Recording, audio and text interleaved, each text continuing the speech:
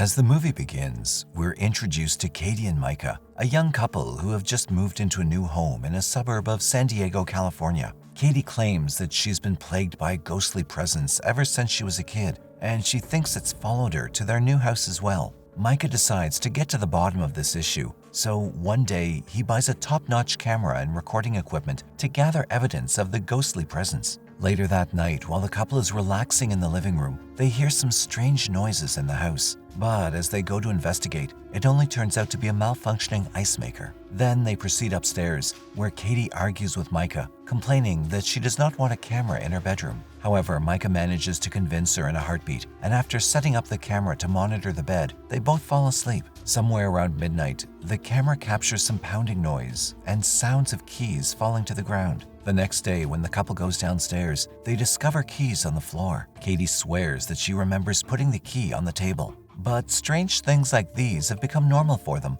so they just carry on with their day. Later, Katie scheduled a meeting with a psychic named Dr. Fredericks to talk about their problem. Even though he believes in ghosts, Micah is a little skeptical about the whole situation. However, Katie believes it's a serious matter and asks him to behave appropriately in front of the psychic. When Dr. Fredericks shows up, Katie tells him that she's an English major student, while Micah is a day trader, and they've recently moved into the house. Then Katie reveals that she's been seeing shadowy figures and experiencing paranormal activity occasionally since she was 8 years old, and her sister is also a witness to it. After a mysterious fire forced her family to relocate when she was 8, the spooky activities stopped for a while. But in the last few weeks, the incidents have resumed once again. Katie walks throughout the house, telling and showing the psychic the strange events they've been observing recently. She explains how they've been dealing with lights flickering randomly, weird screeching sounds, and someone whispering her name every night. Dr. Fredericks tells them that the entity chasing Katie is not a ghost, but a demon. He claims that the demon thrives on bad energy and that its purpose is to follow Katie around and torment her wherever she goes. Micah recommends using a Ouija board to communicate, but Dr. Fredericks advises against it because it will only give the demon more power and control.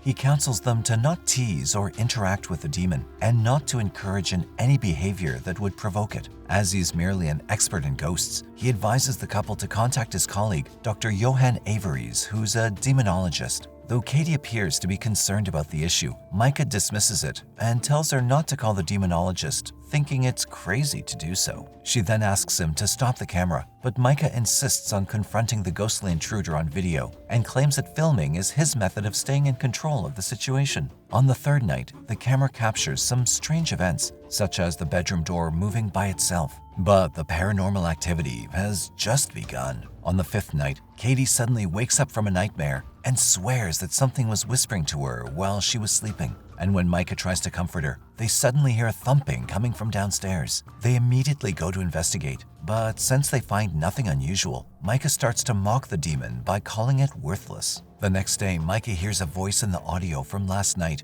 but he's unable to decipher what it's trying to convey. He believes that in order to speak with the demon, they should get a Ouija board, but Katie does not agree with him. She asks Micah not to use the Ouija board as it could provoke the demon. On the 13th night, Katie wakes up to the sound of unearthly scraping and scratching noises. Moments later, Micah also wakes up, and they both hear shrieking sounds followed by a huge crash. When they go downstairs to check what's going on, they discover the chandelier swinging on its own. In the next scene, it's the 15th night, and Katie suddenly wakes up at around 1:30 a.m. She then stands beside the bed for several hours as Micah sleeps, gazing at him. Then, at about 3:30 a.m., she leaves the room. Sometime later, Micah also wakes up and realizes that Katie's not there. He goes downstairs to look for her and finds her on a backyard swing. Micah tries to bring her inside, but Katie tells him that she's all right, and in a detached voice, she asks him to leave her alone. When Micah goes inside to get blankets for her, he hears a big thud from the room and notices the television is now turned on.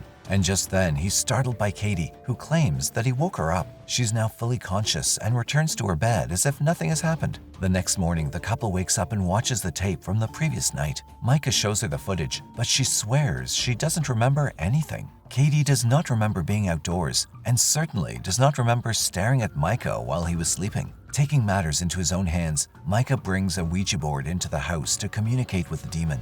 Just before they head out to dinner, Micah pulls out the Ouija board, but Katie gets enraged at him for undermining the psychic's warning. She fiercely bursts out of the house and Micah follows her. The two then go outside and leave the Ouija board in the living room. A while after, the plants and curtains start shaking and the planchette of the Ouija board starts to move by itself. A small fire breaks out on the board, but it quickly goes out on its own. Around 11 o'clock, the couple returns, and Micah notices that the board has left them with an unreadable message. He tries to tell Katie about this, but she's still upset and avoids him. The next day, Micah tries to decipher what the Ouija board is spelled, but it's not that easy. And when he shows her the footage of the board burning, Katie freaks out of her mind. She claims that they need to call the demonologist, but Micah insists on not doing so and promises to handle things himself. That evening, Katie's friend Amber arrives and offers her a place to stay, but Katie refuses, claiming that the demon will follow her wherever she goes. Once again, Katie insists on calling the demonologist, but Micah wants to try one final option to confirm the demon's existence before doing so.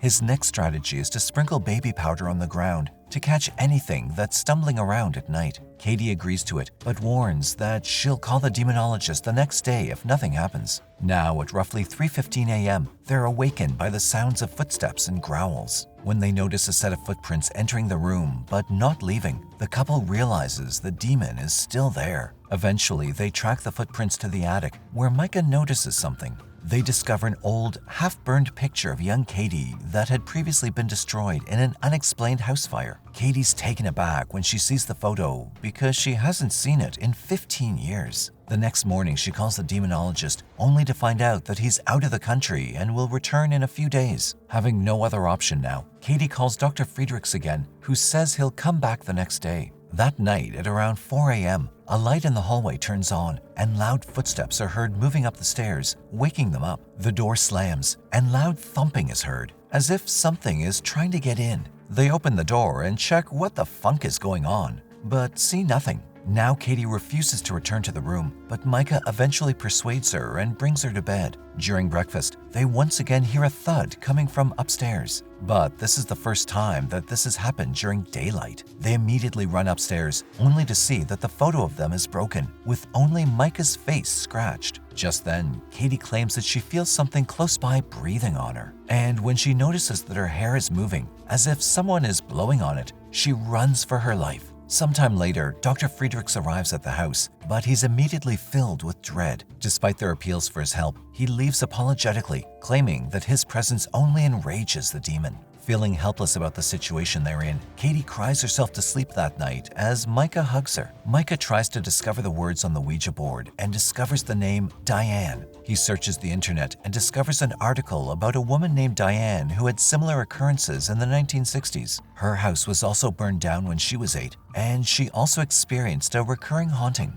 However, the website states that Diane was killed by the demon as a result of hiring an exorcist. So, Micah and Katie decide not to call the demonologist to avoid infuriating the demon. Later, when Micah tries to share another one of his ideas, Katie rejects him, as she believes that all this is happening because he brought the camera and mocked the ghost. Micah also argues with her, claiming that he was unaware of any of this before they moved in, and that he's not the one to blame. Sometime later, the couple makes up and apologizes to one another. As she cries and blames herself for everything, Micah comforts her and puts her to sleep. That night, the paranormal activity begins to manifest physically as Katie is dragged from her bedroom by an invisible force. When Micah wakes up, he rushes after them. And after some struggle, he's able to unlock the door and release Katie. The next day, he examines Katie's wound and notices a huge bite mark on her back. Paranoid by this abnormality, they decide to leave the home and stay in a hotel for some time. When Micah returns from packing their belongings, he finds Katie sitting on the floor and tightly gripping a crucifix, causing her hand to bleed. Micah gets her to let go of the crucifix immediately, which he then burns in the fire. Then he takes her to the bed as he finishes packing. When he's done, Micah asks if she's ready, but Katie refuses to leave, and with a smile on her face, she tells them that they'll be okay.